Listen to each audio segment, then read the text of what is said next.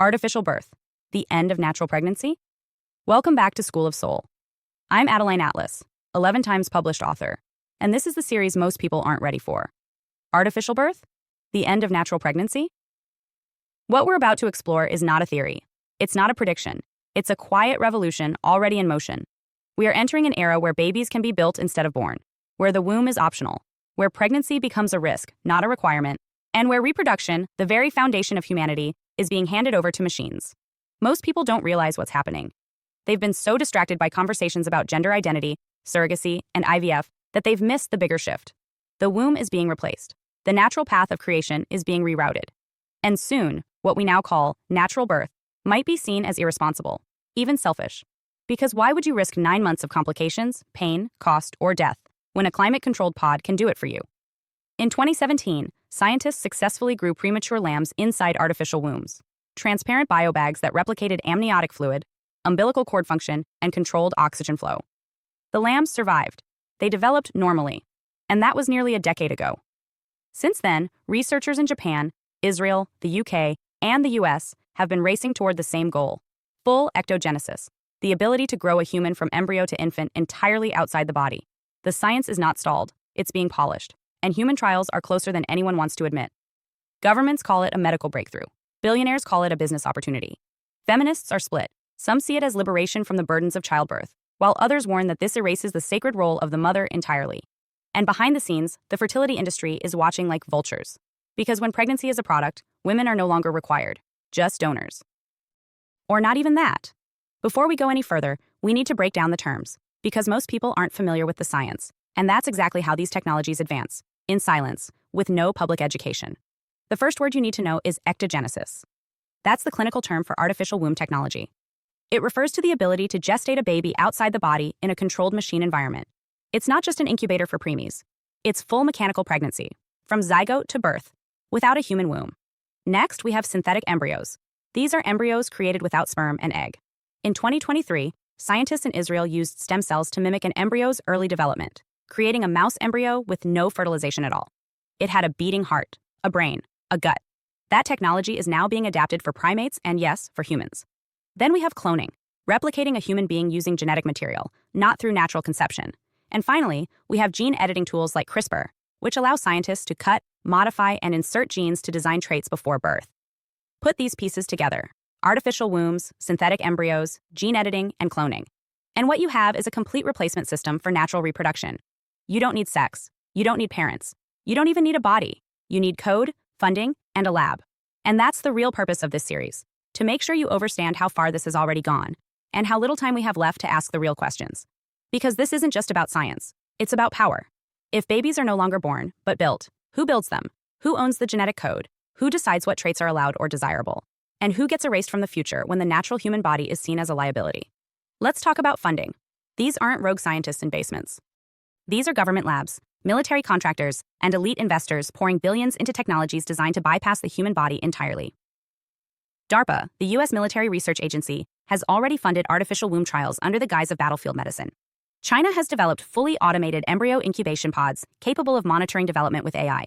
Private startups in Silicon Valley are developing subscription-based parenting models, where you order a child from a catalog, monitor their pod on your phone, and receive updates in real time. You think that's far-fetched? It's already being pitched at biotech conferences under the name Womb as a Service. So why now? Why the rush to replace natural pregnancy? The answer is deeper than just science. It's about control. Pregnancy is messy. It's unpredictable. It's emotional, painful, and powerful. Women die in childbirth. Babies are born with surprises. And the whole process is biologically uncontrollable. But if you can standardize birth, if you can mechanize reproduction, you can also regulate it. You can decide who's allowed to have a child. You can prevent undesirable traits. You can make sure the next generation is obedient, modified, productive, and programmable. That's not parenthood. That's manufacturing. This series will take you through every layer of that system. First, we'll explore the rise of artificial wombs, how they work, who's funding them, and what's already being tested. Then we'll move into synthetic embryos, where you'll learn how scientists are creating life without sperm, egg, or sex.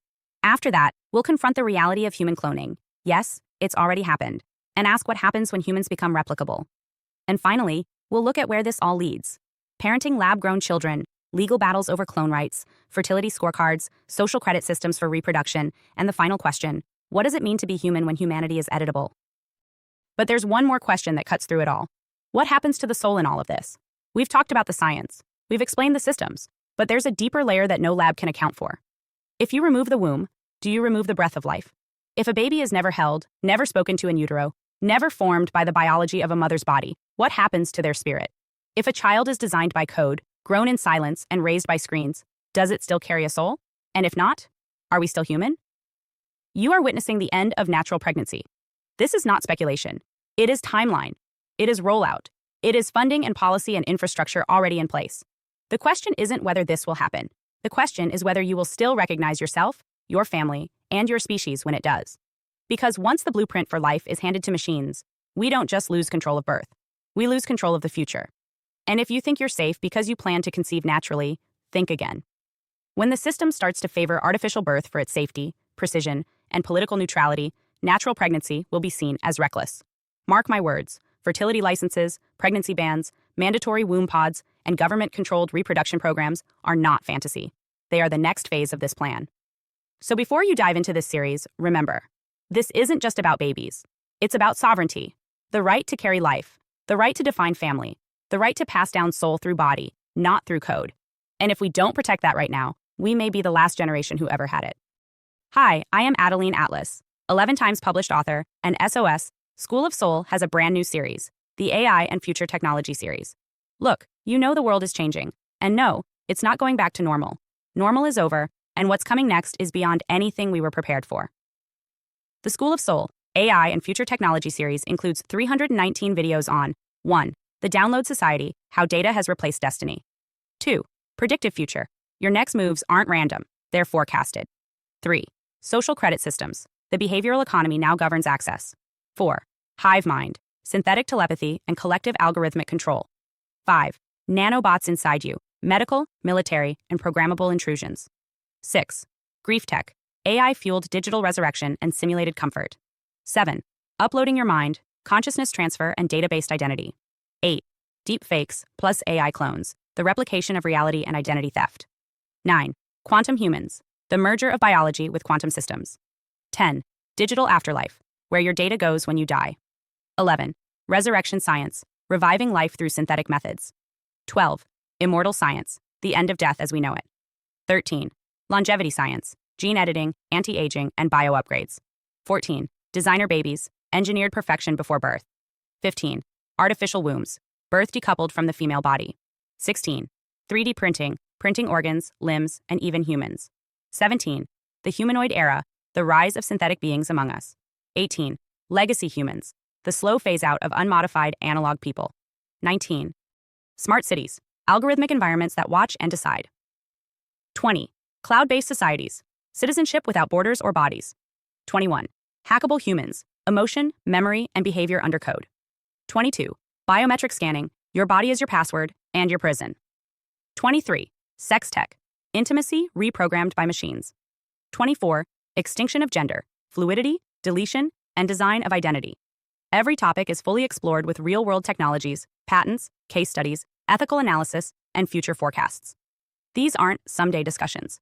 This is already happening. Join the SOS School of Soul Vault to overstand the future before it's implemented on you.